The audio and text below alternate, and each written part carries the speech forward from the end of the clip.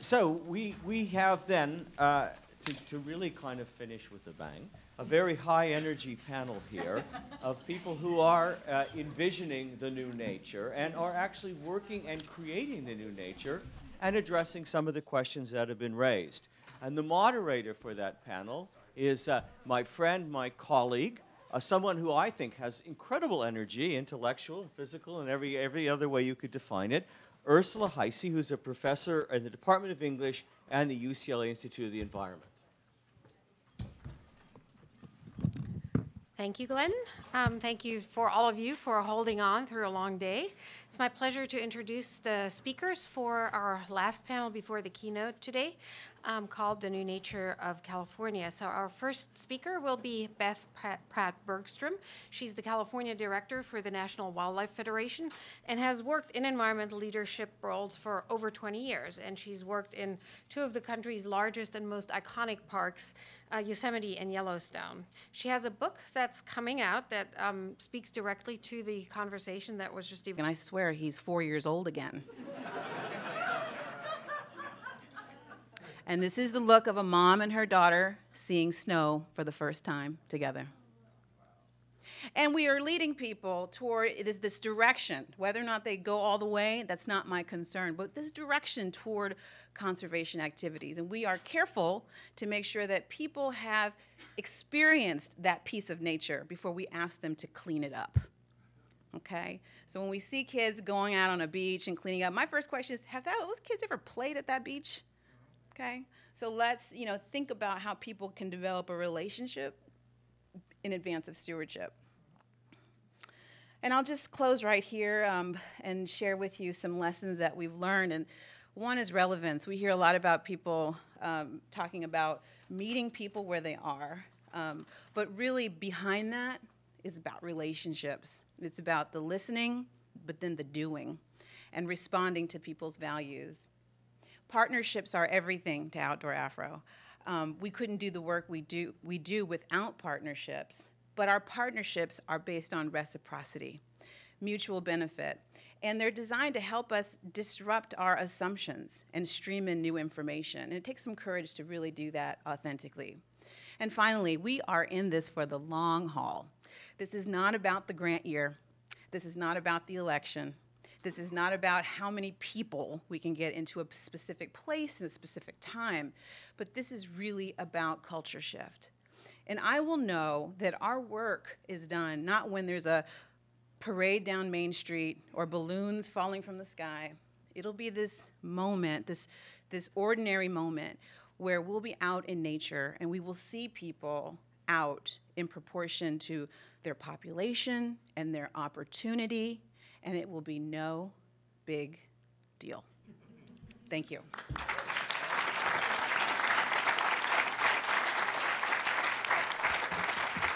Thank you. So what's the new nature? A few thoughts and then I'll turn it over to you. So as a scholar of stories and images, what I'm hearing is some new nature, but actually also a lot of old nature in what you guys have said. So what's the new nature? Well, one part of the new nature seems to be where you find it, in the city and in the suburb, rather than in the wilderness. That is, to some extent, I think, really new. The second one is who finds nature. So no longer the lone white dude in the leather garb, but a more communitarian experience. But in all three of your stories, I find the confessional, sort of an autobiographical narrative about the experience of nature that actually has a very long tradition in Western nature writing. And also the idea that you especially emphasized, Rue, and Beth, you too, I think, that idea that nature is redemptive. Itself a very, very historically specific idea that we've sort of carried around for the last 200 years in the West, and that other people don't necessarily share, and that wasn't common before then. So that there's a little bit of old nature mixed in with the new here.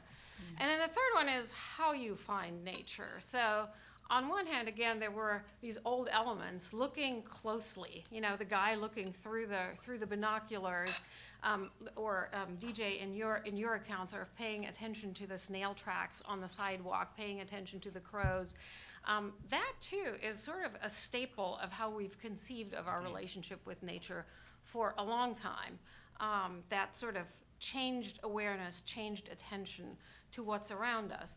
But what's new in all of your talks is these other modes of experiencing nature, the webcam, the selfies, the crowdsourcing of data, and suddenly you get in the aerial photography. So you suddenly get a very different kind of nature where it's not necessarily sort of your own body that's in there and swimming and experiencing, but a technologically mediated experience of nature that's quite different. So really inspiring mix, I think, of old and new.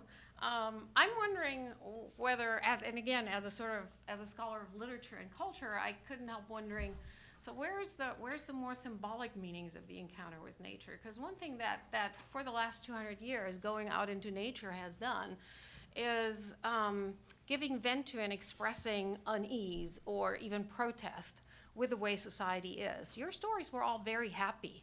I'm wondering whether we could also hold on to a little bit of the unhappiness and the protest that nature also was there for. You got out of the city not because you hated the city at all necessarily, but because what the city stood for and the kind of society it symbolizes was what you resisted. And that came out a little bit. I really liked your connection, Rue, between sort of civil rights and the experience of nature. I think there's a lot of questions that we can ask there. Okay, you had a question, please. And I should give you the... Again, this has been a great all day, and I love this panel. Just one quick thing. That word protest was derived from the words pro-attestation, so it can be viewed as a positive thing. Just wanted you to know that. And as regarding the LA Times article on the legacy of John Muir, I can't imagine that John Muir or Gandhi or Martin Luther King or Cesar Chavez, I think they all would have said that things have to be done differently today. They would have understood that. The way politics and technology is changing, they would have been right here. And we need to emphasize all of them as iconic but very real human beings, too. And I just wanted to say that the new nature, for me, is starting right with deciding to take real short showers. That's it. And moving on from there. Thank you. Do you guys take short showers? Yes. Hi, Beth, a quick question for those of us in the public here. How can we support the efforts to get the corridors for the, and I'm in the Santa Monica area, and our mountain lions also need a corridor. Yeah, thank you. I mean, this is where, like, the new nature, this is crowdsourcing, and this is what I love. We've been able to reach so many people. If you can go to the SaveLACougars.org site, the ways you can support, obviously, is vast public support. This is going to cost millions of dollars. So there's the, obviously, fundraising that we have to do. A lot of that is going to come from the public sector, but a lot of private dollars as well. But also, writing, your senators, your local, city. Evolving. It's called When Mountain Lions Are Neighbors, Wildlife in Today's California. That will come out from Heyday, the Berkeley-based publisher, in late 2015. And she'll also have an article in the next issue of Boom, which I understand will be on her tattoo of P22, the mountain lion in Griffith Park, inscribed on the body. Beth?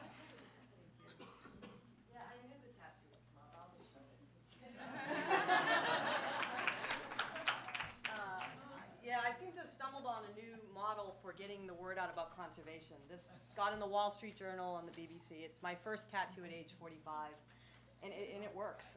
It didn't hurt too much. So I put my stopwatch on so I don't go over time. There we go. But thank you for having me here today. Thanks to the organizers, to Glenn, to John, who's a friend. And this is such a relevant conversation, and it is for me too, who lives outside Yosemite National Park, who worked in the park for a decade, who worked in Yellowstone, had wolves outside my front yard. I'm your typical poster child for, I read John Muir growing up. I went to national parks with my parents. Nature was about that. But I've worked in environmental roles for 25 years, and my work has been transformed. And it's sort of what John posed. Thank you for his bravery, because as much as Muir influenced me, it's not that his legacy isn't sound. It's that right now I can tell you, as someone who's doing this work in the field, it is not relevant to reaching new audiences right now. We have to be listening. We have to be approaching nature in new ways to attract new people. And that's, I think, the message that's getting lost in sort of this hyperbole, that we need to be doing this work differently if nature is going to survive. So that's about today. And I'm honored to be on a panel with two people who have really helped me transform in the last 5 years. Mapp, who's a friend and mentor. We partner a lot with her great organization, Outdoor Afro. She spoke at NWF's awards this year and did better than Bill Clinton, who was our other honoree. And DJ Waldie. I'm a new convert to LA, and I'm down here, and I can tell you nothing's inspired me more in my environmental career, and again, I've been in Yellowstone, Yosemite, than what's going on here in LA with wilderness and re-envisioning what nature is. So, and his writings helped me sort of shape my thinking about LA, or my rethinking about it. So let's talk. I'm going to talk a little bit about what's happening on the ground and a couple projects I'm working on that embodies this new approach. So try not to shudder too much, because even my bosses at National Wildlife Federation do. But that photo, NPS photo, again, I grew up going to park ranger talks. That's a lot of how I think people in this room, myself included, were told about what's important in nature. You have a very authoritative figure telling you, this is what you should know, this is what you should see. What we're seeing on the ground is, and what I'm seeing, how people relate, is very much the other photo. It's a personal relationship. It's something that you can be social with, and I'll talk a little bit about more, but that's how people are relating. It's more personal and not sort of a dictatorship about what you should be important to you. And this is hard for me. Yosemite is my church. I was just married there. I hike there all the time. I live right on its border. So it was hard for me to make this transformation. This is, I think, the embodiment of probably the worst case of the new nature, but I have to admit there's something about this that I actually celebrate. Yes, it is a teaching moment, but as someone who has worked in national parks for most of my career, this happens all the time. It's just that selfies capture it. But what I love about this, aside from we have to teach them the safety issues, is that, again, these kids realize there's something special going on. These are bears. These are something to celebrate. They're able to share it. And they want to insert themselves into what's going on, which is very different than how we're taught to do it. We're taught to look at a landscape like this, which I love. This is Hayden Valley when I lived there. But that's a different approach, and it is very off-putting for a new generation. This is also nature. I wouldn't have thought this was nature 10 years ago. This is one of the best wildlife experiences I've had. This is sitting on a parking garage with a group of kids from Leo Politi School in Los Angeles and watching Vo swifts come into a chimney. This is what we're taught to think bird watching is. Both are equally valid, but the problem is, as environmentalists, I can tell you, we are not recognizing that one. These are two quotes I think really embody my work these days. And the first is from John Christensen. We had sort of a session in Yosemite when I first started my job 3 years ago. What are we going to do about this? What are we going to do differently? And it is. We have to be open to other levels of engagement, not just our own. Just because we think the natural world embodies something, other people have other perspectives that are equally valid. The second is a quote from my book, which is, it's not just about the beautiful Yellowstone settings. It's about things like this. And this is a poster I'm using for our new campaign that I work on in LA and other areas, Wildlife in the City. And to me, this embodies the new nature. It is social, it is everyday, it is local, it is shareable, it is something you can relate to, and it's personal. It doesn't mean that we're out petting these animals or feeding them, but we integrate it into our everyday lives, and it's not something separate. It's not something you go to. It's something you are in every day. And I cannot think of any more great embodiment of this sort of new nature than P22. If you don't know P22's story, it's amazing. He crossed two major freeways, the 101 and the 405. I don't even get across those freeways, and survive. And he's now living in Griffith Park, alone, a lonely bachelor. He's got a Twitter account, which if you don't follow, it's pretty funny. He has people making matchmaking for him. And he's very accessible, and if I can do this real quick. He is about this new nature. He is something people can see all the time. They have a relationship with him. Nobody's petting him. But I think unlike, sort of the more traditional model and the wildlife of old, see if I can resume this, is that people can build a day-to-day relationship. When you have a mountain lion living with 10 million people surrounding you, people can build a day-to-day relationship with them, and it translates into conservation work. People are being social about this mountain lion and rallying around them, and I can tell you we're going to get probably the biggest wildlife corridor built in the world. And David, who I'm working on the campaign with, in his park, because of P22's story. They've been talking about wildlife corridors for years, and nobody's listened. But when you can integrate people and tell a story about an animal that's very relatable, who hasn't been stranded across the 405 and can't get a date, or has not been in traffic. This makes a real difference. So, and I can tell you, this makes my bosses back at one of the oldest and largest conservation groups cringe when I tell these stories, because it's not science, but it's a happy medium. The other example of this that I'm working on, the Facebook foxes. If you don't follow the FB Fox page, it's awesome. These two foxes move into the Facebook campus. Instead of getting rid of them, they're like, what do we do? Can we sort of accommodate? They're giving birth, right? I want to live on the Facebook campus. If you haven't been there, I'll tell you, they have Zen gardens, free beer, basketball courts. And this is Mark Zuckerberg, who is not an environmentalist. He's taking photos of the foxes and posted on his Facebook page about my visit. I said, I can retire. Mark Zuckerberg talked about my visit to his campus. But what's great is the interface here. The employees are not feeding the foxes, they're not petting them, but they're part of their day-to-day lives. And these 2,500 employees, who probably most of them weren't environmentalists, are now taking an interest in these foxes and sharing it. This is from where Leela works, who's a friend, the LA Natural History Museum. And when I get at this new nature, for me, what I'm working on is crowdsourcing nature, sort of the creative commons of nature, so that we all can share our various perspectives on it. And I can tell you it's working, and that's why I think the listening and the participating in the party that's going on without us is very important to this. To me, urban wildlife conservation is the future, especially in California. It's not that we don't stop preserving places like Yosemite, my favorite place on earth, but we also have to look at the different values and the different ways to connect people to nature where they're at, and to also conserve and help nature in the urban areas, because we're not putting aside any Yosemites anymore. And that's why I think the cities are our best bet. So this is the book I'm working on. It really is on this topic. I mean, P22 is a dream story to write about. But there's my contact information. Happy to answer any questions. I'll be here later, too. But thank you so much for your time.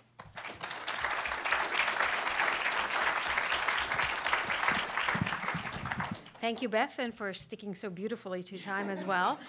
So our second speaker is DJ Waldie. He's an essayist and author of several books, including perhaps his best-known book called Holy Land, a Suburban Memoir, which came out in 1995, and it's an account of how he grew up in the 1950s in Lakewood, which was then the largest planned suburb in California. That's a book that's been praised by everybody, from David Hewlin, the literature critic of the LA Times, to the writer Joan Didion and the historian Kevin Starr.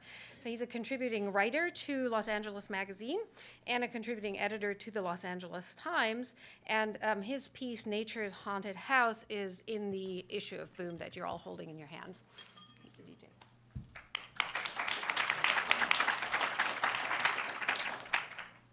Well, we've been talking with photographs today, and I'm going to talk with just a couple of them. I think there's some interesting conjunctions in talking about images of nature or anti-nature or non-nature. But let me make a few points. Where I live is where most Californians live, in a tract house on a block of more houses on streets that extend as far as the Jeffersonian grid allows. There are those who don't regard a tract house as a place of pilgrimage, but my parents and their neighbors did. They weren't ironists. They were grateful for the comforts of their not quite middle-class life in 1950.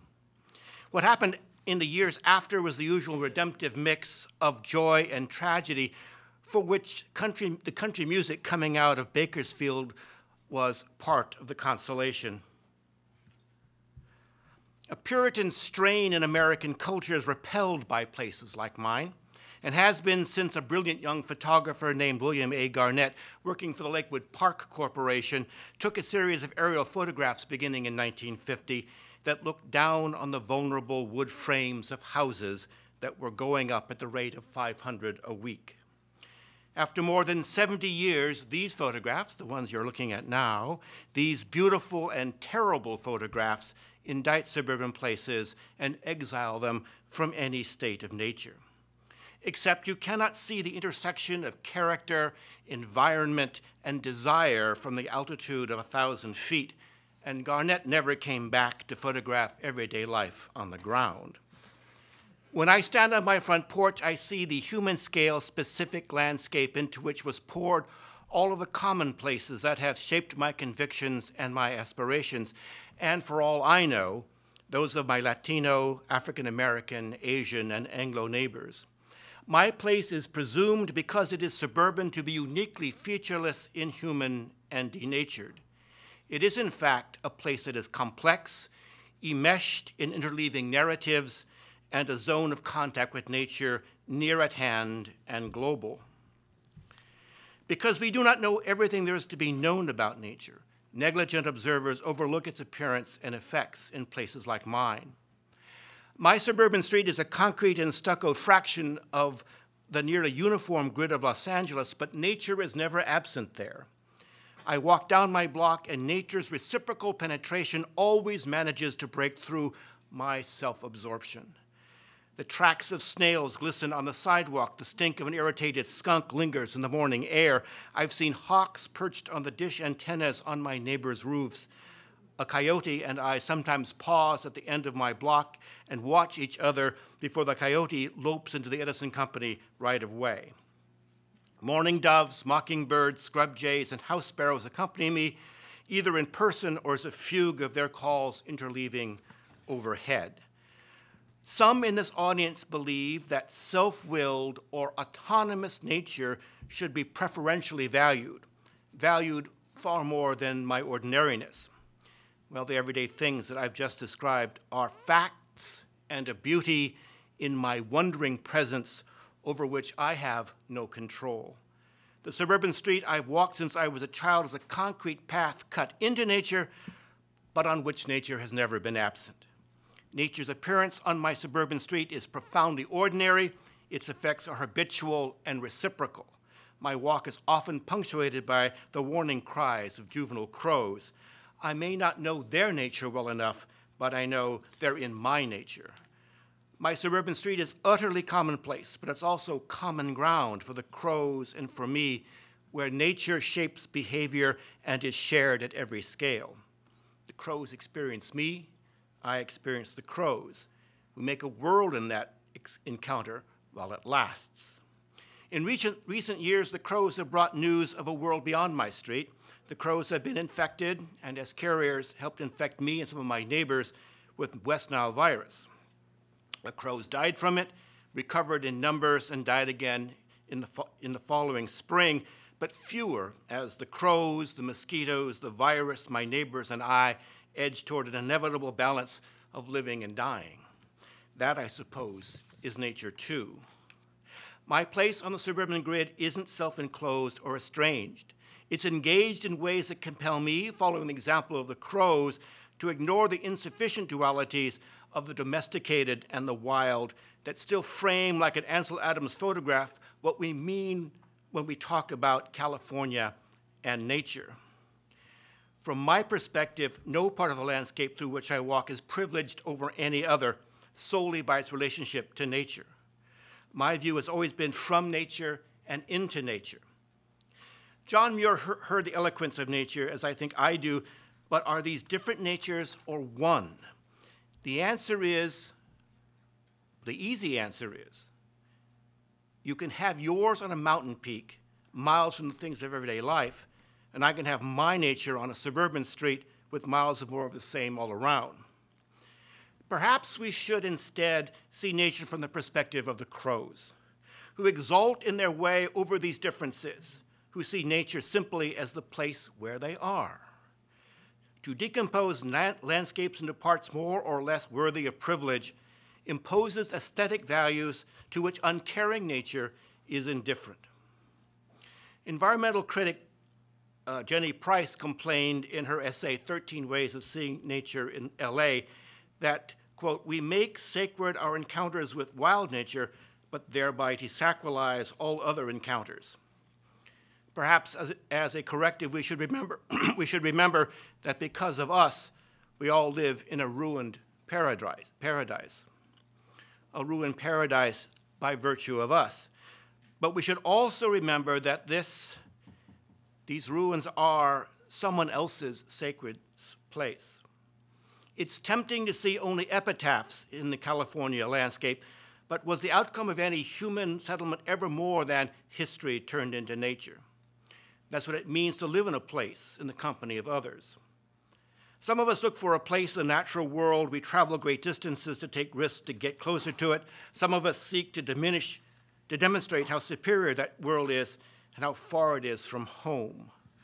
But for Jenny Price, and I quote, "Our foundational nature story should see, but also cherish and sacralize our mundane, economic, utilitarian, daily encounters with nature, so that what car you drive and how you get your water and how you build a house should be transparent acts that are as sacred as hiking to the top of Red Rock Canyon in the Santa Monica Mountains and gazing out over the Pacific Ocean." No place, I think, is any more than any other place, nor any less. I walk every day, and it is in nature's suburb and my home.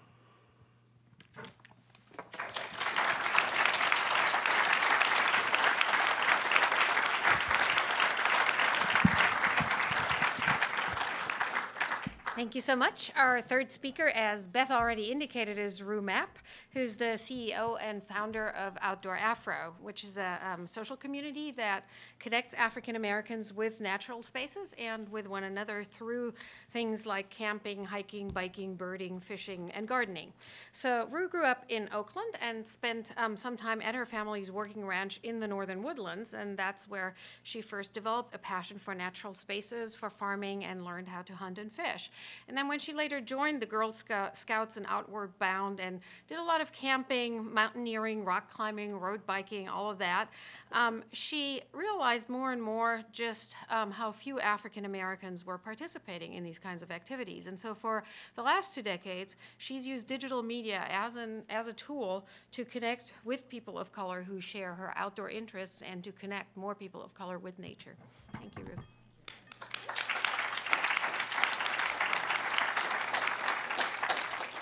All right, just as a little energizer in the call and response tradition, when I say outdoor, you say Afro. Outdoor. Afro. Outdoor. Afro. Thank you. We actually do this little chant before every Outdoor Afro event to kind of ground people and bring up the energy and not make the outdoors as scary as sometimes people think it is. So Outdoor Afro, we connect people to nature and to one another. And before getting started, I just want to say a few thank yous. Thank you, John Christensen, for all the ways you have held this conversation that began in Yosemite during National Wildlife Federation California's inaugural advisory meeting held by, it was awesome, historic meeting. Thank you, Beth, for creating that opportunity. So I guess it's been a couple of years since we've had that conversation that led us to this contribution in Boom Magazine with my colleague Carolyn Finney, who just published a book and is very busy on tour and unable to make it to this event, but she's with us in spirit. Also, thank you, Glenn. Where are you? Thank you. Nice to meet you, and I'm very, very honored to be here. So yes, we connect people to nature and to one another, and I have a little admission to make. I did not grow up with the legacy of John Muir. I did not grow up with the legacy of Rachel Carson.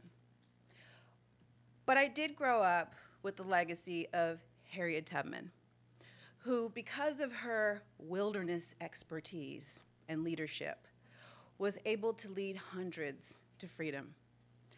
I also grew up with George Washington Carver, who took innovation of the peanut and composting to new intellectual and entrepreneurial heights. And in the year of my birth, Marvin Gaye melodically sang, "Mercy, mercy me." It was the ecology song that said, "Oil wasted on the oceans and upon our seas, fish full of mercury." So I point them out to point out that there has been a legacy in my community with people who look like me, who have been thinking about nature, who've been engaging with nature, but it's outside of this mainstream definition that we've been talking about and we hear about. So I'm going to share with you a little bit about that background that began with my family. This is my family at my dad's retirement party in the 70s. And all these Afros, gorgeous, and there I am under the My sign. You can barely see, but I'm squinting down behind the banner there. And the thing that was really important about that ranch space was it wasn't just about being in nature, it was about being with family. It was about celebrating milestones like anniversaries or a birthday or the holidays. And the other thing that I grew up with in that experience were a lot of our family members who lived in very urban areas, many of whom had not been out of their neighborhood, folks from our church. And when they'd go to that ranch, and the kids who would ride along, long country roads on their bikes with me, or the adults who would marvel at how fresh the air smelled, or at nighttime seeing stars that were hardly visible in the city. I grew up hearing about that wonder, and I had the privilege of parents who understood how important it was to share that opportunity with others. And yeah, I was a Girl Scout, and I did Outward Bound, and I really wanted to do more of those activities when I was much younger, but quite honestly, my parents really did not want me to. They didn't understand that even though we had a ranch, why would I want to go and spend time in nature with people who didn't look like us? I'm like, why would I want to go hiking, or why would I want to go camping? So even though my parents, my folks who were, from the South and land-loving people and very much connected to land, they didn't think of those connections that were more structured.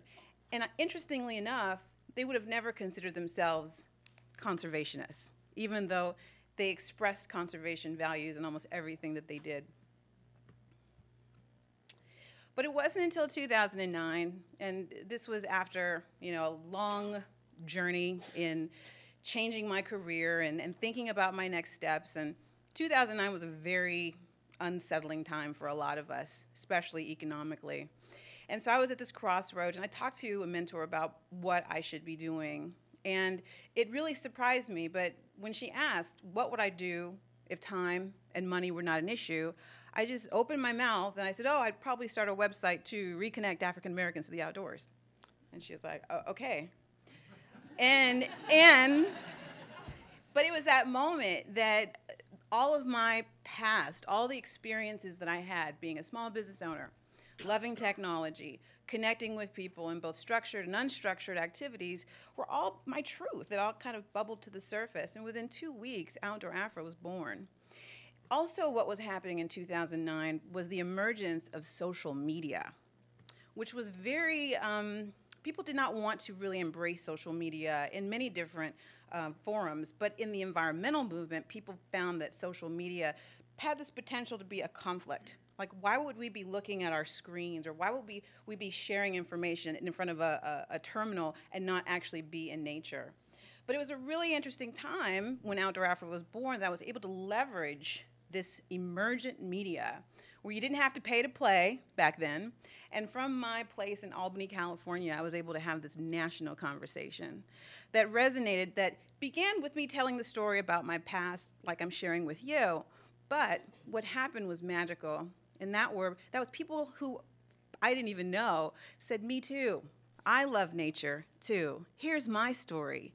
Here's my picture. And we had this moment of recognition that we had this opportunity to help shift the visual representation of who could get outdoors. And that's what Outdoor Afro has been about. And we've been reaching a demographic that has not been spoken to before. African American women between the ages of 35 and 44 who don't come alone in nature. They come with their families, they come with their older parents, they come with their partners.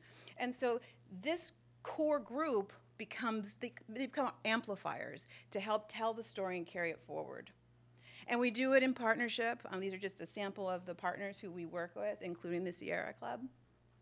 And I'm still a practitioner, even though I had my first capital W wilderness experience about 20 years ago on the Pacific Crest Trail.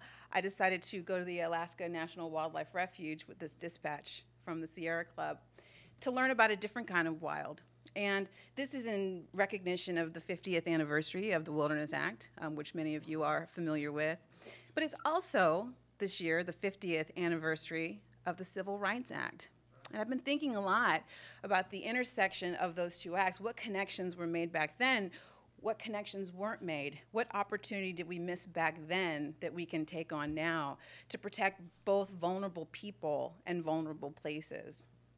And then we had a bear in camp.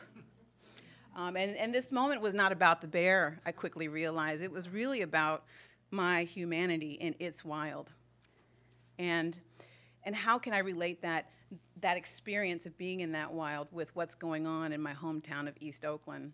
I'm still unpacking that experience. And we are amplifying the experience on the ground with leaders around the country. Outdoor Afro has trained a group of folks in the Sierra Club tradition. We've gotten the support of the Sierra Club, the National Wildlife Federation. You can see Beth over there hanging out. And what this represents is real partnership where we stream in some of the things that have already been figured out, but we're creating a leadership that looks like the community with whom we'd like to reach. And I'm just going to share a bunch of photographs that really exemplify the Outdoor Afro experience, but also are an example of what's possible when we connect people right where they are. This is Outdoor Afro Chicago, and I love this picture. It's kayaks in the front and skyscrapers in the back. And here's a photograph in our local national park up at the Presidio with people doing what we have done for time eternal, and that is sat around a fire and told our stories. We also circle up at the end of Outdoor Afro experiences and ask people how they're feeling. The transformative potential that nature has in people's lives never fails to amaze me. And this one woman, she says, I feel free. And she's going to carry that feeling into her home, into her job, into the people that she relates to. So we have this wonderful opportunity through nature, this platform, to help people feel that sense of freedom.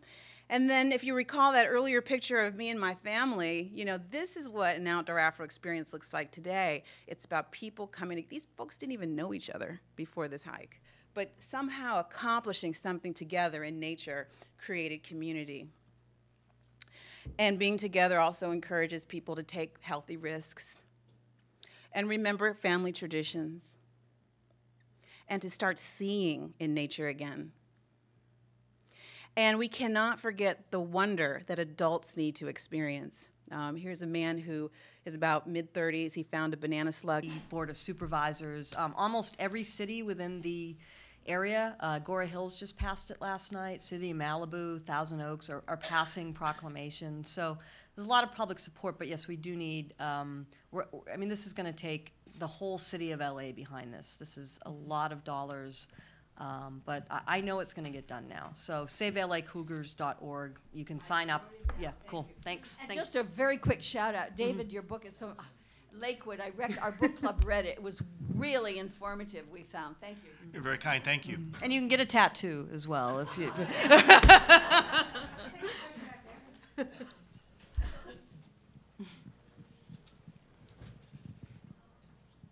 Particularly with the last two panels, one thing that I've been really noticing is this idea of the shift in narrative from one that was really upheld by John Muir and Edward Abbey and people in that generation, and then what's being upheld now. And what I really notice is this shift from nature as an individual experience and something that kind of connotes isolation to nature as a communal experience, whether that's through selfies and sharing it on Facebook, or whether that's through having community, having your family outside, right?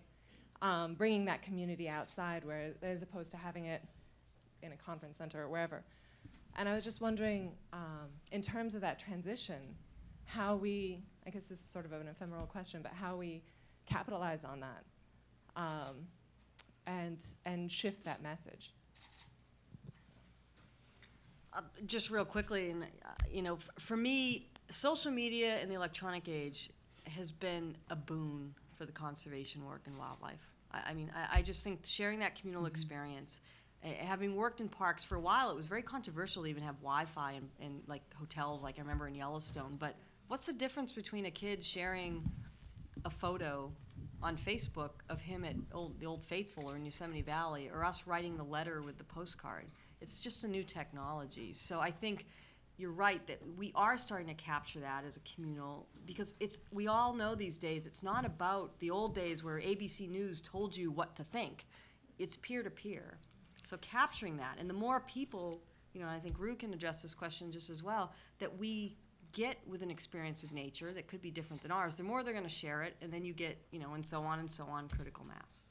You know, the campfire has moved to a digital platform. You know, we interact with each other in that space. Some of us are skeptical of that process, but perhaps we should be more willing to be hopeful about it.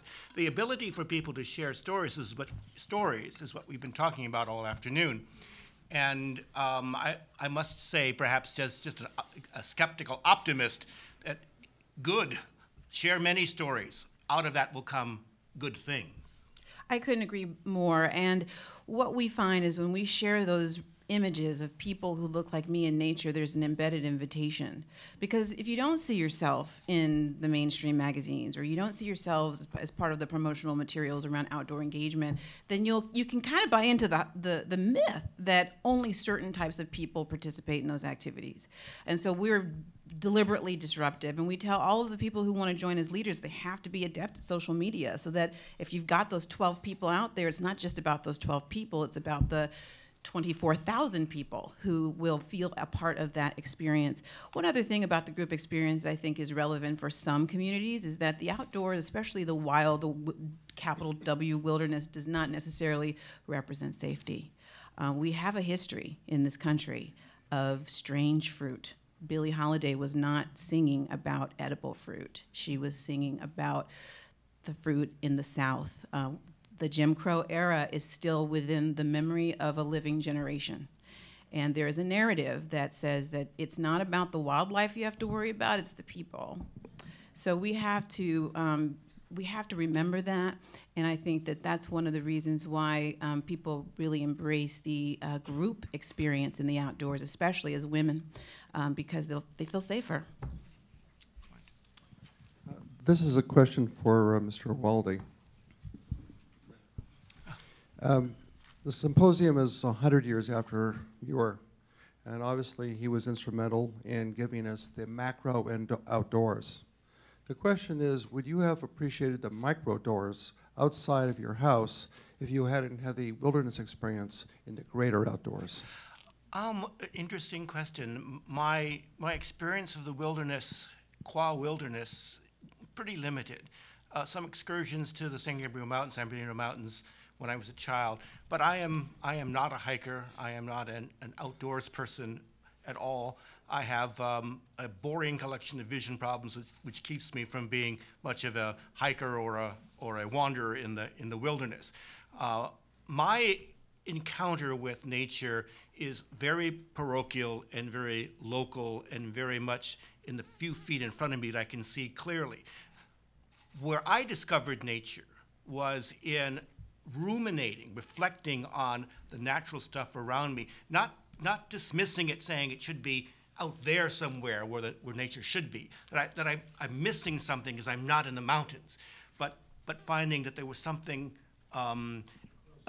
enlivening, maybe even redemptive in the materials immediately in hand.